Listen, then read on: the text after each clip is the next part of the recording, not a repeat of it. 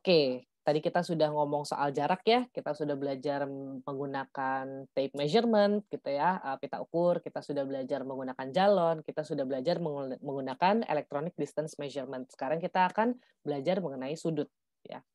Kalau sudut itu intinya apa sih? Intinya dia adalah arah sebuah garis gitu ya. Nah, kita biasanya mengukur sudut itu tentunya ada sudut horizontal ya. Jadi yang kita lihat, kanan, kiri gitu ya, kalau misalnya kalian geleng-geleng kepala, itu sudut horizontal, kalau kalian ngangguk-ngangguk itu yang si sudut vertikal. Biasanya kalau misalnya kita ngomongin, horizontal gitu ya, itu tentunya kita pakai arah mata angin gitu ya. Karena kita tahu, oke utara itu di sebelah mana gitu kan, yang paling penting kan dari utara gitu ya. Nah, intinya sih seperti ini, jadi kalau misalnya kita punya jarak antara A dengan B, tentunya kita tuh butuh sudut untuk apa sih? Nah, kita tuh butuh sudut untuk apa? Kalau di sini kan ada X dan Y ya, lalu kita tahu jaraknya berapa. Nah, kita pengen tahu X dan Y di sini tuh berapa gitu kan. Nah, kita tuh bisa tahu dengan cara apa? Dengan cara tentunya kalau misalnya kita bisa lihat, sudutnya di sini berapa, lalu kita bisa tahu jaraknya berapa, ini balik lagi ke pertemuan kita, saya lupa sih di modul berapa, tapi kalau kita pengen tahu X-nya, itu benar-benar cuma tinggal X itu sama dengan apa, X-nya si A ya, jadi XB itu apa, X-nya si A ditambah D ya, D antara A dan B, sin alfa kalau di sini ya.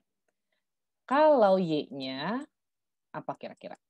Ya, Y-nya itu ya tinggal cos-nya, D cos alfa gitu ya. Anda silahkan cek sendiri ya untuk, persamaan trigonometrinya, dan kalau misalnya Anda nggak yakin dengan apa yang saya berikan gitu silahkan cek sendiri, tapi kurang lebih kalau misalnya kita tahu jarak antara A dan B, lalu kita tahu sudut antara A dan B, kita akan bisa dapat koordinat si B berdasarkan koordinat si A. Nah, gitu ya.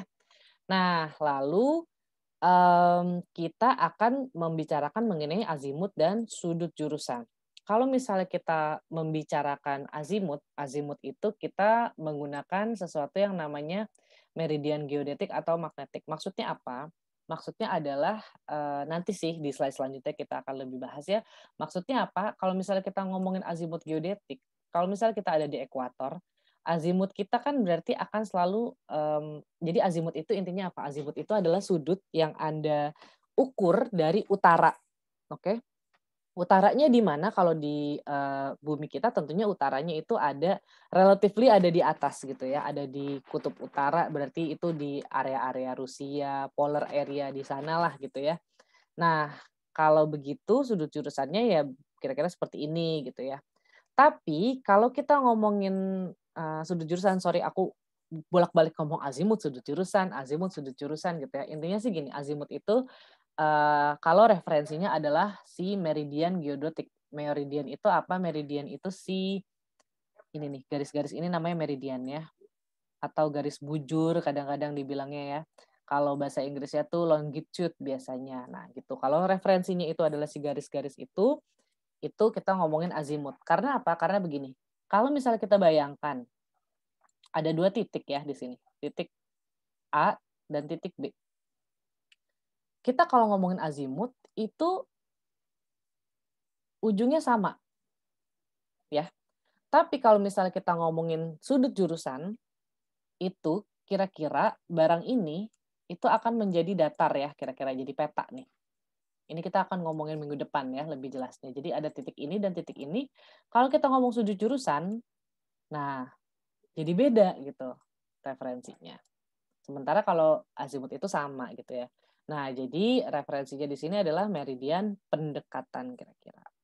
Nah, inilah yang dimaksud dengan hal seperti itu. Jadi, lagi-lagi gitu ya, kalau kita ngomongin azimut dari satu ke dua, satu ini meridiannya itu dia ngikut sampai ke utara, kutub utara, KU itu kutub utara ya. Lalu jaraknya itu ada jarak yang kira-kira agak ngelengkung ya tentunya ya kalau di bumi itu karena agak jauh kan, dia itu si azimutnya adalah, azimut, 1, 2 gitu ya. Lalu untuk kebalikannya, Nah, azimutnya itu seperti ini. Jadi ngukurnya itu lagi-lagi dia itu dari utara dan dia itu perginya ke sana. Tapi kalau misalnya dia itu apa ya, dibicarakan sebagai azimut gitu ya, di bumi yang melengkung ini, tentunya tidak bisa, punya persamaan yang seperti ini gitu ya, tidak ada sama sekali. Tapi kalau misalnya dia itu segitiga di bidang datar, tentunya bisa gitu ya, karena apa yang kita lihat di sini gitu ya, mmm, azimut ke sini gitu kan, dengan misalnya dia yang ke sini, itu berlaku hal yang seperti itu, oke? Jadi kalau misalnya dia itu 60 gitu ya, simply yang di sebelah sini adalah 60 ditambah 180 ya.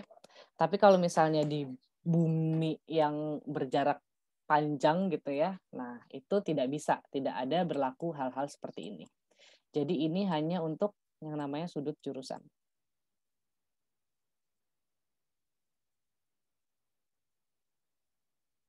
Oke, azimut tidak.